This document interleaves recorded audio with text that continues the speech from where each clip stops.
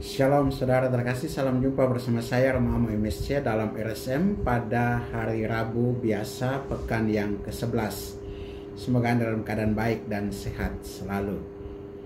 Saudara, ketika kita mau melakukan sesuatu yang terkait dengan agama, urusan kita dengan gereja, urusan kita dengan agama kita,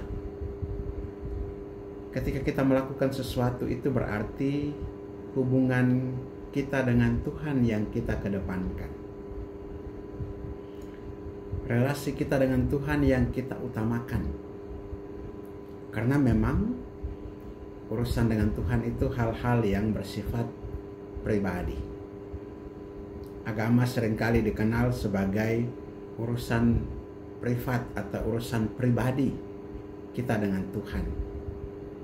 Karena itu dalam melaksanakan kewajiban agama itu semuanya itu lebih kepada urusan kita dengan Tuhan. Bukan untuk orang lain supaya bisa melihat apa yang kita lakukan. Hari ini Yesus dalam khotbah di bukit menyampaikan tentang bagaimana kita melakukan kewajiban agama. Yesus katakan bahwa hati-hatilah, jangan sampai melakukan kewajiban agamamu di depan orang supaya dilihat. Hati-hati dalam melakukan kewajiban agama. Jangan supaya dilihat orang. Atau jangan supaya ada unsur motivasi pribadi untuk dipuji. Unsur motivasi pribadi untuk dihormati, unsur motivasi pribadi untuk dihargai. Penghargaan, penghormatan itu muncul ketika ada pengakuan akan ketulusan hati kita dalam membangun relasi kita dengan Tuhan. Karena itu urusan pribadi, maka kita lakukan secara tersembunyi.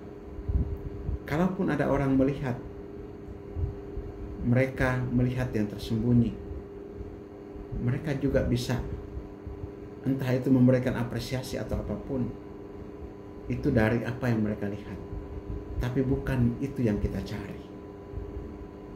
Dan inilah sebetulnya juga yang ditekankan dalam melaksanakan kewajiban agama. Jangan supaya dilihat orang. Apabila engkau bersedekah, janganlah dilihat tangan kirimu, kalau tangan kanan sementara berbuat baik, bersedekah.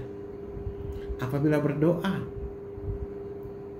janganlah supaya dilihat orang bahwa engkau sedang berdoa, tapi masuklah ke kamar, berdoalah di tempat yang tersembunyi.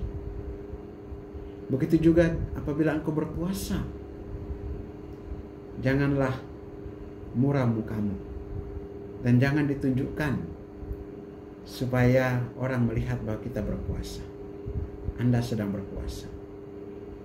Tetapi puasa itu di tempat tersembunyi atau lakukan tanpa orang lain harus tahu.